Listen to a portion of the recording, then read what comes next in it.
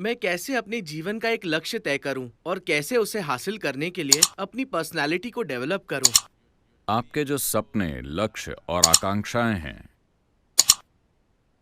बेहतर होगा कि आप इस पर थोड़ा और समय लगाकर देखें कि क्या ये आपके लिए कोई मायने रखेगा 25 या 50 साल के बाद जब आप मर रहे होंगे। क्या ये फिर भी आपके लिए मायने रखेगा? आपको इस पर गौर करना चाहिए। आप जिस चीज की आकांक्षा कर रहे हैं, जिस चीज का सपना देख रहे हैं, जो लक्ष्य आपने तय किए हैं, क्या वो वास्तव में मायने रखेंगे? क्योंकि इनमें से ज्यादातर लक्ष्य फंदे हैं। वो फंदे हैं, आप उसमें अंदर जाते हैं और फंस जाते हैं, आप वापस नहीं मुड़ सकते। मैं चाहता हूं कि आप इस पर गौर करें, क्योंकि यहां कई लोग आपसे बड़े हैं। उनसे पूछिए, 18 साल की उम्र में उन्होंने जो सपना देखा था, वो खुशकिस्मत हैं कि वो सच नहीं हुआ।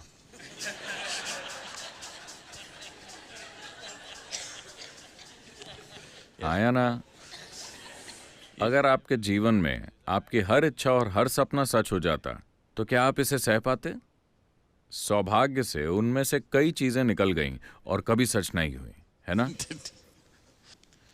तो अच्छा होगा कि अगर आपकी उम्र का कोई भी व्यक्ति अपने जीवन के लक्ष्य तय करना चाहता है, तो अच्छा होगा कि वो अपने आसपास के सभी प्रभावों से एक ब्रेक ले लें। सामाजिक प्रभाव, परिवार के प्रभाव और दूसरे प्रभावों से अलग कहीं और चले जाएं। आश्रम इसीलिए, कहीं चले जाएं, ध्यान करें, खुद को स्पष्टता और आनंद के एक स्तर तक ले आएं। जब आप बहुत खुश और स्पष्ट हों, आपको तब फैसला करना चाहिए। जल्दबाजी में अपने लक्ष्य तय न करें। जल्दबाजी में तय किए गए लक्ष्य उस समय आपको बहुत महत्वपूर्ण लगेंगे, कल सुबह आपको पता नहीं कि आप उसके साथ क्यों उलझे हुए हैं। तो ये अच्छा होगा अगर आप अपना जीवन तय करने वाले हैं, तो अच्छा होगा कि आप ऐसा उस समय करें जब आप बहुत ही शांत, खुश और स्पष्ट दिमाग के साथ हों, है ना? अपने आसपास की किसी भी चीज से प्रभावित होकर नहीं। अकेले बैठकर सोचें कि आप अपने जीवन में वास्तव में क्या बनना चाहते हैं। कौन सी चीज हमेशा महत्वपूर्ण होगी आपके लिए, किसी और के लिए नहीं, आपके लिए। और आपको उसके लिए पर्सनैलिटी बनाने की जरूरत नहीं है। आप उस दिशा में मेहनत कीजिए, जरूरी पर्सनैलिटी अपने आप बन जाएगी। आपको पर्सनैलिटी का मतलब समझना चाहिए। पर्सनैलिटी शब्द परसोना से बना है। परसोना का अर्थ ग्रीक भाषा में, माफ कीजिए, लैटिन में होता है मुखौटा। एक मुखौटा जिसे पुराने थिएटरों में इस्तेमाल किया जाता था। एक ही व्यक्ति कई किरदार निभाया करता था। मान लीजिए स्टेज पर रामायण चल रही है, आपको राम का किरदार भी निभाना है और सीता का भी और लक्ष्मण का भी। हर किरदार के लिए एक एक मुखौटा है। आप ये मुखौटा लगाकर राम की तरह बोलते हैं, उसे नीचे रखते हैं। ये मुखौटा लगाकर सीता की तरह बोलते हैं, उसे नीचे रखते हैं। ये वाला लगाकर हनुमान की तरह बोलते हैं और फिर नीचे रखते हैं। नाटक इसी तरह किए जाते थे। तो इन मुखौटों को ही परसोना कहा जाता था। तो पर्सनैलिटी का मतलब है कि आपने एक मुखौटा लगाया और वो मुखौटा आपके चेहरे से चिपक गया, आप उसे निकाल नहीं पा रहे।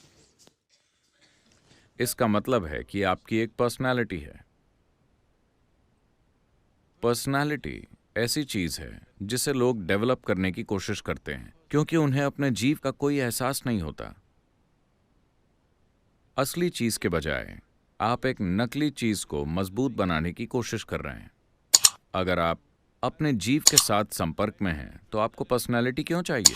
इसकी कोई जरूरत नहीं है। आप अलग अलग जगहों पर अलग अलग पर्सनैलिटी रख सकते हैं। आप पहले से ऐसे हैं या एक ही पर्सनैलिटी के साथ अटक गए हैं? कुछ लोग अटक गए हैं। साधारण दिमाग के लोगों की सिर्फ एक पर्सनैलिटी होती है। दूसरे लोगों की जीवन के अलग अलग क्षेत्रों में अलग अलग पर्सनैलिटी होती है ना? अगर आपने मुझे 1999 से पहले देखा होता, यानी ध्यानलिंग की प्राण प्रतिष्ठा से पहले, तो मैं एक बिल्कुल अलग तरह का व्यक्ति था। ठीक है,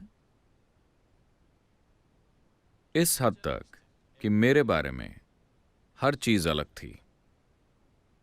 उससे पहले भी ऐसी चीजें हुई थीं जो मेरे काबू में नहीं थीं, मगर ये जानबूझकर किया गया था।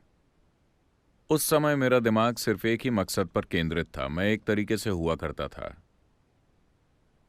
मुझे नहीं लगा था कि मैं उसके बाद जीवित रहूंगा, मगर किसी न किसी तरह चीजें होती गईं। फिर मैंने सोचा अब काम पूरा हो गया है, अब मैं अपनी पर्सनैलिटी को पूरी तरह बदल लेता हूं। उस मकसद के लिए मैंने एक खास तरह की पर्सनैलिटी अपना रखी थी, और अब जब वो पूरा हो चुका है मैंने सोचा कि उसे बदल लेते हैं। मैंने अपने करीबी लोगों से कहा मैं अपनी पर्सनैलिटी बदलने जा रहा हूं, हैरान मत होना, मैं अभी भी वही बंदा हूं। उन्होंने कहा कोई बात नहीं वगैरह वगैरह। मैंने कहा बस मेरे साथ बने रहना, क्योंकि मेरे बारे में हर चीज़ बदल जाएगी। जिस तरह मैं काम करता हूँ, बोलता हूँ, कपड़े पहनता हूँ, जिस तरह हर चीज़ करता हूँ वो बदल जाएगा। उन्होंने कहा कोई बात नहीं, हम आपको जानते हैं, आपसे प्यार करते हैं। मैंने कहा लेकिन मुझे कस के पकड़े रहना, क्योंकि जब चीज़ें बदलती हैं तो लोग अलग हो जाते हैं। बहुत से लोग अलग हो गए क्योंकि उन्हें विश्वास नहीं हो रहा था। जिस व्यक्ति को वो जानते थे वो कहाँ गया? वो व्यक्ति बस गायब हो गया। You know, ये एक नया व्यक्ति है। वो इस नए व्यक्ति के साथ पहचान नहीं जोड़ पा रहे थे। मैंने उन्हें बताकर खुद को बदला, इसके बावजूद वो अलग हो गए। कई सारे लोग जो मुझे बहुत प्रिय थे और मेरे बहुत करीब थे, वो छोड़कर चले गए क्योंकि मैं नाटकीय तरीके से बदल गया। और मैंने उन्हें बताया था कि मैं बदलने जा रहा हूं, क्योंकि काम का एक चरण पूरा हो चुका है। अब मेरी पर्सनैलिटी को बदलने का समय था। मैं जैसा दिखता हूं, जैसे कपड़े पहनता हूं, जैसे बोलता हूं, मैं जैसा हूं, मेरे बारे में हर चीज, यहां तक कि मैंने अपनी पसंद का खाना भी बदल दिया। मैंने अपनी पर्सनालिटी बदली तो मैंने सोचा कि अपना खाना भी बदल दूं। तो पर्सनालिटी ऐसी चीज है जिसे आपने अपनाया है, मगर उसे लेकर आप इतने बेखबर हो गए हैं कि आपको वो असली लगने लगी है। it's, you're asking how to develop, that means you're making it up, right? आप पूछ रहे हैं कि इसे कैसे डेवलप करें, इसका मतलब है कि आप उसे बना रहे हैं, है ना? आपके कामकाज के लिए जैसा जरूरी हो इसे वैसा बनाएं, लेकिन आपके पास उसे उतारकर नीचे रखने की आजादी होनी चाहिए। अगर वो आपके चेहरे से चिपक गई तो बहुत दुख मिलेगा, फिर सारी पीड़ा आपको भुगतनी होगी। आप किसी भी तरह की पर्सनालिटी अपना सकते हैं, मगर जब आप उसे हटाना चाहें तो आपको उसे हटाने में सक्षम होना चाहिए। एक संत हुआ करते थे। वो इतने बुद्धिमान थे कि लोग उनके पास जाते थे और उनके आसपास भीड़ लगी रहती थी। राजा भी उनके पास गया। उसे लगा कि इतने बुद्धिमान व्यक्ति को उसके दरबार में होना चाहिए। तो उसने संत से कहा आपको मेरा मुख्यमंत्री बन जाना चाहिए, क्योंकि आपके जैसे बुद्धिमान व्यक्ति को पेड़ के नीचे बैठकर अपनी बुद्धि व्यर्थ नहीं करनी चाहिए। आपको लोगों के काम आना चाहिए। संत ने कहा ठीक है, मगर मेरी एक शर्त है। आपको अपने महल में मुझे एक कमरा देना होगा जहां मैं हर दिन 1 घंटा बिताऊंगा। आप कभी उस कमरे में नहीं आएंगे, कभी नहीं पूछेंगे कि ऐसा क्यों है, कभी उसमें जबरदस्ती नहीं घुसेंगे, कुछ नहीं। उस कमरे में आप, आपके नौकर, आपके गुप्तचर, कोई नहीं आ सकता।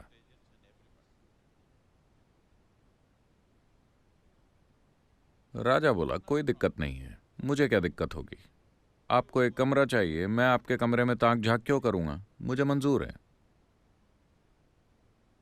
फिर जब भी कोई अहम बैठक होने वाली होती, वो संत जो अब मंत्री बन गया था, वो राजमहल के हिसाब से वैसे कपड़े पहनता था, मगर वो अंदर जाकर 1 घंटे के लिए खुद को एक कमरे में बंद करता और फिर बाहर आता।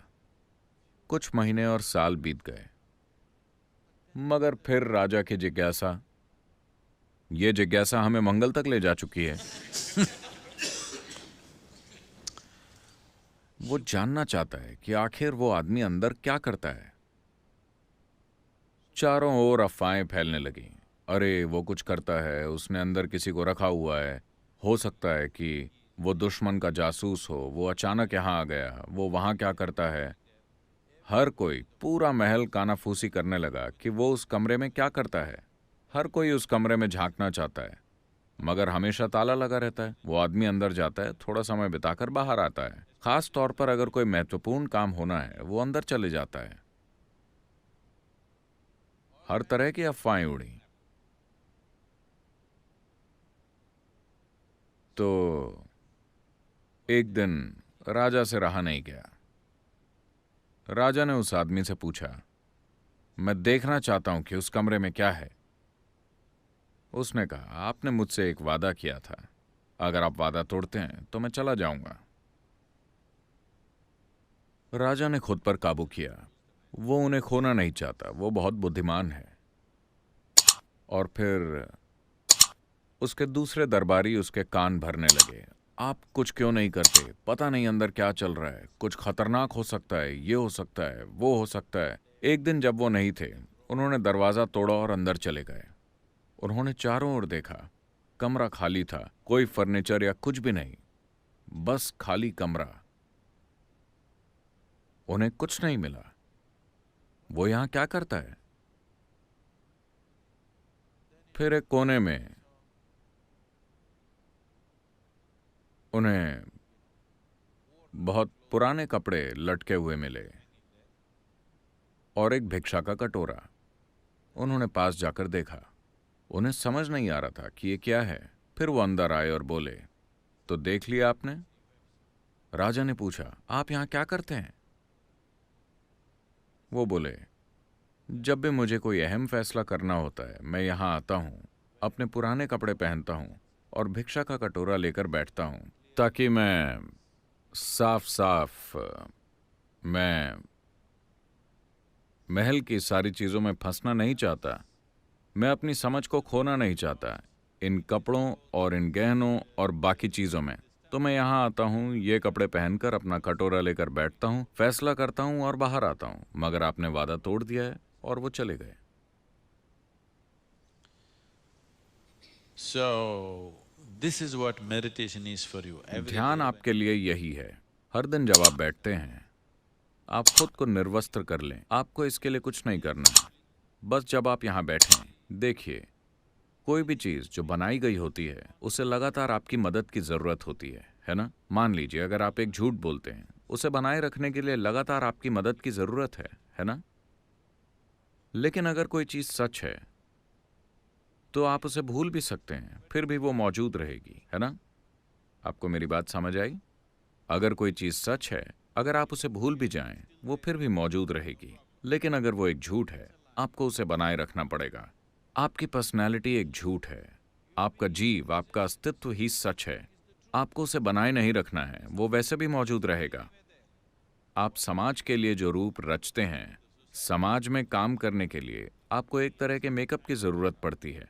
आपको उसे उतारने में सक्षम होना चाहिए। अगर आप सोने जाते हैं पूरे मेकअप के साथ, तो आपके साथ कुछ गड़बड़ है।